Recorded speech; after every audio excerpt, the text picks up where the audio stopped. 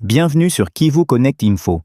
Aujourd'hui, nous faisons un point détaillé et exclusif sur la situation très préoccupante qui touche l'Est de la République démocratique du Congo.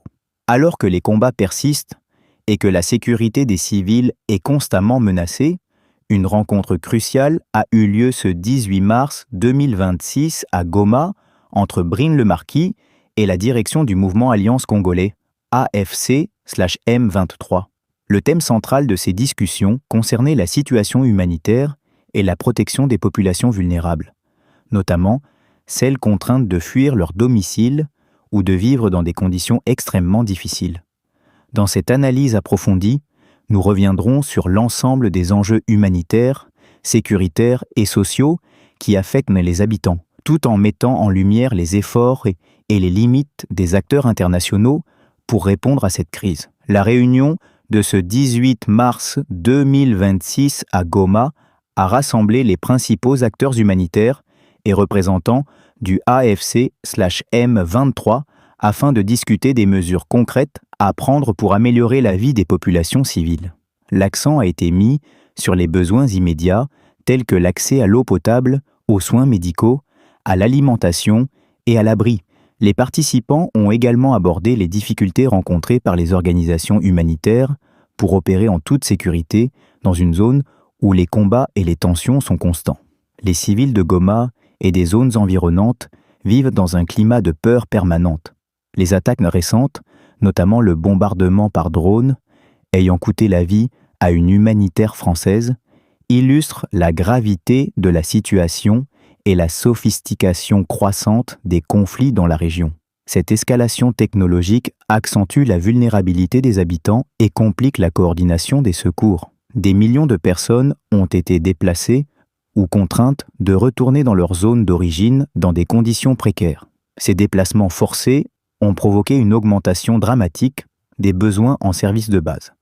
Les familles touchées se retrouvent souvent dans des camps improvisés, avec un accès limité à la nourriture, aux soins de santé et à l'éducation. La détresse psychologique est également considérable, car les habitants vivent dans l'angoisse de nouvelles attaques ou de violences. La coordination entre l'ONU et les organisations humanitaires locales reste essentielle, mais elle se heurte à des obstacles majeurs. L'insécurité persistante limite les mouvements, retarde la distribution de l'aide et met en danger le personnel humanitaire. Dans ce contexte, les discussions avec le AFC/M23 ont été cruciales pour définir des corridors humanitaires sûrs et garantir que l'assistance atteigne les populations dans le besoin. Les participants ont également examiné les mesures de protection pour les populations civiles, insistant sur le respect des droits humains et l'importance de prévenir les abus. Les représentants de l'ONU ont rappelé que la sécurité des civils est une priorité absolue et que tout manquement doit être documenté et sanctionné. Au cours de cette réunion, les aspects sociaux et économiques ont également été abordés. L'accès à l'emploi, la reprise des activités économiques et la protection des infrastructures vitales ont été considérés comme essentiels pour éviter une aggravation de la crise humanitaire. Les habitants ont besoin non seulement de survie immédiate, mais aussi de perspectives à moyen et long terme pour reconstruire leur vie. L'impact psychologique sur les populations déplacées est particulièrement préoccupant. De nombreuses familles ont été séparées, des enfants privés d'école et des communautés entières vivent dans la peur. Les organisations humanitaires s'efforcent de fournir un soutien psychosocial, mais les besoins dépassent largement les capacités actuelles. L'ONU a insisté sur la nécessité d'un retrait progressif mais rapide du M23 des zones les plus touchées, tout en demandant la sortie des troupes étrangères impliquées dans les conflits. Parallèlement, un appel a été lancé pour une enquête exhaustive sur les attaques dirigées contre les civils, afin que justice soit rendue et que des mesures de prévention soient mises en place. Malgré ces efforts, les négociations pour la paix peinent à avancer. Le climat reste extrêmement tendu et chaque jour apporte son lot d'incertitudes. La communauté internationale suit de près la situation, mais la complexité des conflits locaux et la fragmentation des acteurs rendent la résolution difficile. Les habitants expriment un mélange de peur, de colère et d'espoir. Certains se sentent abandonnés, tandis que d'autres tentent de s'organiser pour survivre malgré les conditions extrêmement difficiles. L'aide humanitaire reste indispensable, mais elle ne peut résoudre seule tous les problèmes structurels qui affectent la région depuis des années.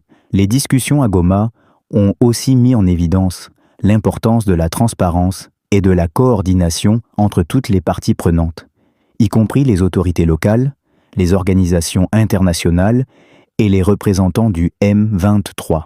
Un dialogue ouvert et régulier est crucial pour anticiper les crises, prévenir les violences et protéger les populations les plus vulnérables. En parallèle, la question de l'éducation des enfants déplacés a été abordée.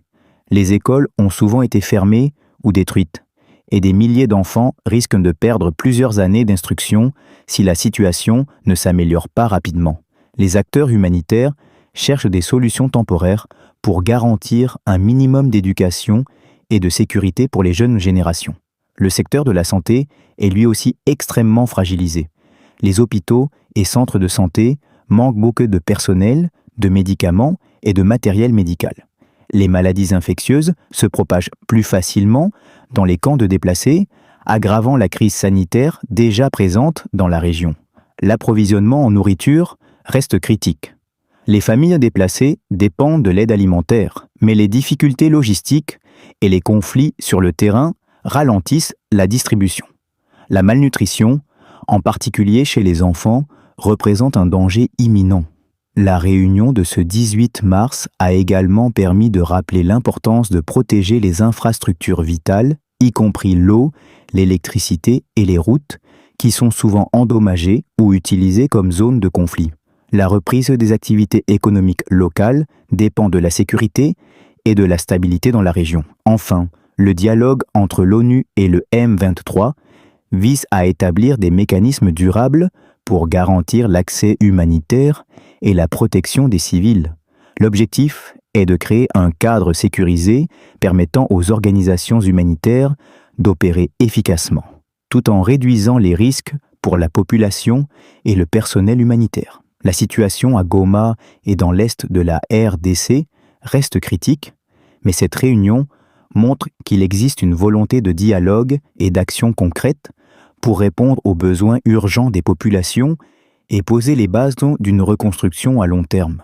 Le 18 mars 2026 marque une étape importante dans l'analyse de la crise humanitaire à Goma et dans l'est de la RDC. Les combats continuent de menacer la vie des civils, tandis que l'ONU et les acteurs humanitaires s'efforcent de garantir la sécurité et l'accès aux services essentiels. La coordination avec le M23 et les autorités locales est cruciale pour protéger les populations, fournir l'aide nécessaire et reconstruire progressivement la stabilité dans la région. Merci de suivre Kivu Connect Info, où nous vous fournissons des informations détaillées et analysées sur la situation en République démocratique du Congo jour après jour.